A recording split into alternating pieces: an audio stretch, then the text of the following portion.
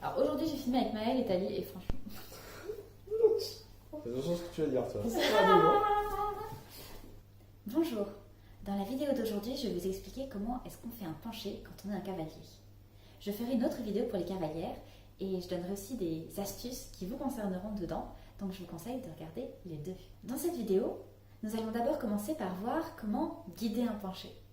Après, nous parlerons de la technique individuelle, donc quelle posture adopter, comment vous déplacer dans l'espace pour arriver à guider un penché. Après, nous parlerons des erreurs les plus communes que l'on rencontre quand vous essayez de guider un penché. Et après, on parlera d'une petite variation que vous pouvez mettre en œuvre. La chose la plus importante quand vous guidez un penché, c'est de bien conserver le contact avec le dos de votre cavalière. À chaque instant du penché, vous devriez être capable de l'arrêter et d'être toujours dans la maîtrise et de toujours avoir le poids.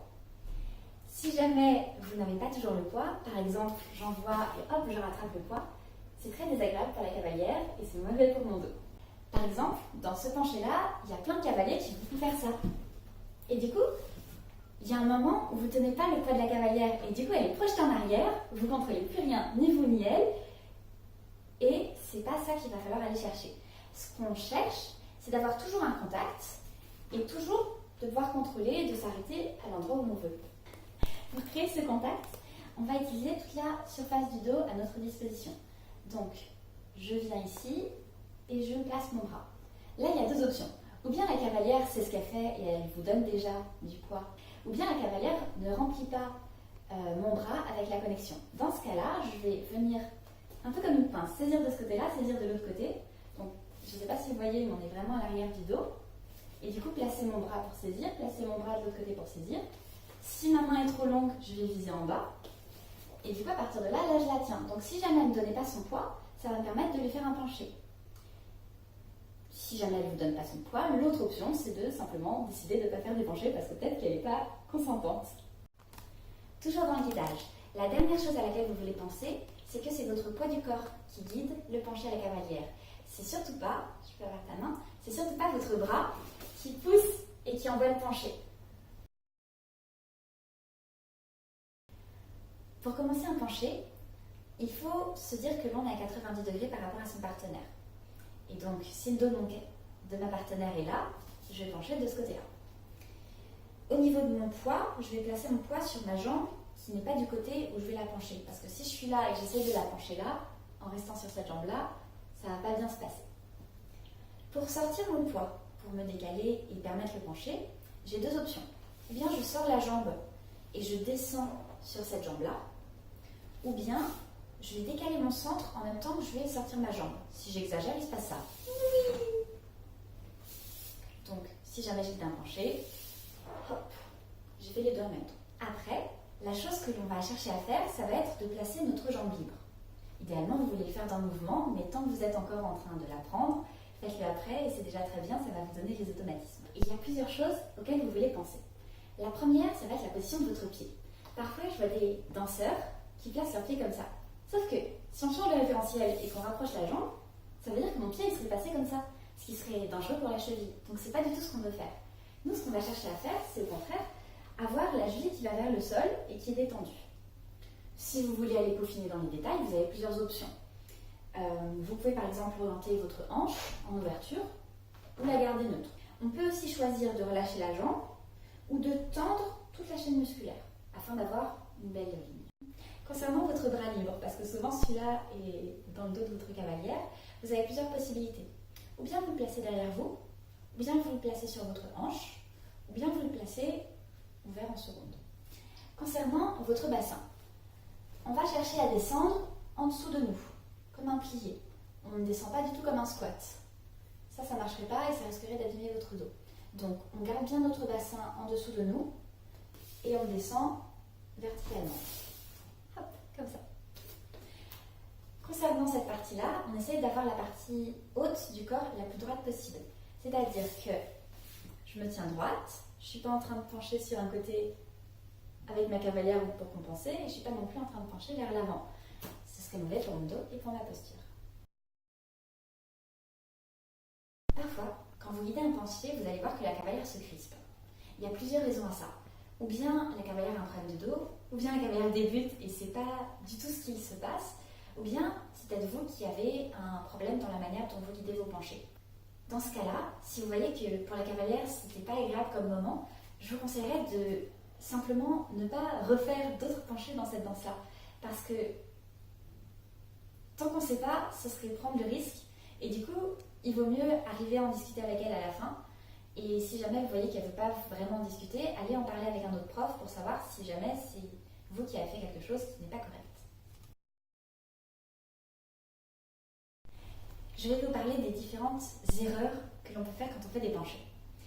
Les premières sont les erreurs de guidage, c'est-à-dire pousser la cavalière pour qu'elle penche, y aller avec le bras, ne pas mettre le poids de la cavalière dans son bras et du coup, par là. Les deuxièmes types d'erreurs sont les erreurs liées à la posture. On en a déjà vu une, c'est-à-dire l'erreur où je sors le bassin pour faire le penché.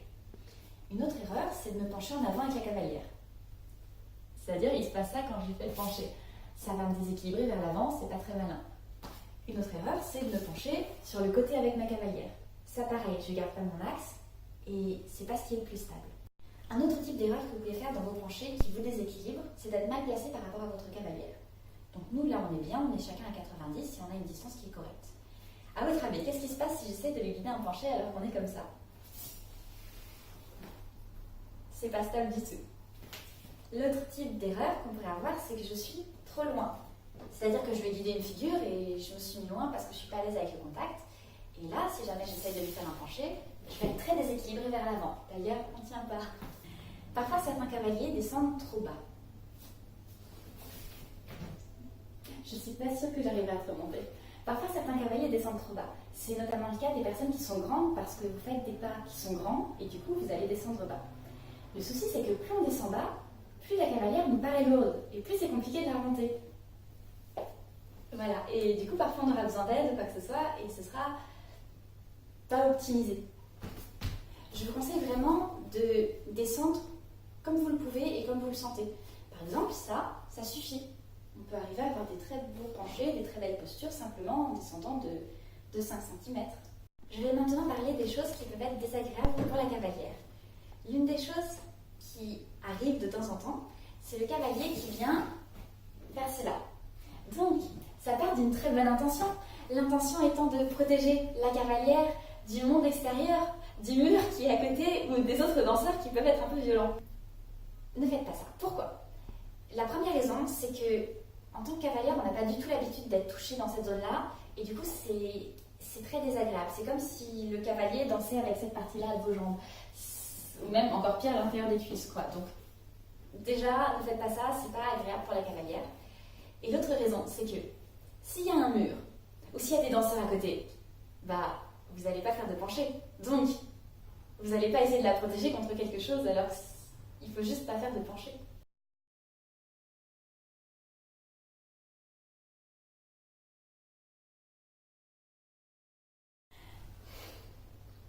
Une autre erreur qui arrive de temps en temps et qui part aussi d'une bonne intention, c'est lié au placement de ma jambe. Nous, on veut avoir la jambe qui reste sur la même ligne. Et parfois, il y a des cavaliers qui vont placer la jambe derrière la cavalière. Et donc, ce qui se passe, c'est que la cavalière est en contact avec votre genou. Ça peut vous permettre de faire des trucs stylés comme lâcher les bras.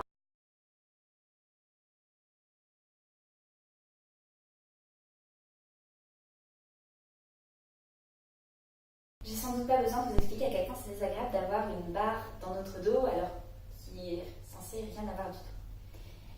Si jamais vous avez tendance à faire ça, pensez à vider vos poches. Parce que parfois, non seulement on a la barre de votre genou dans le dos, mais en plus, on a le téléphone et les clés dans la poche qui viennent s'imprimer quelque part et c'est super désagréable. Donc ça, évitez aussi de le faire. Restez bien sur votre axe et vous verrez, ça se passera très bien.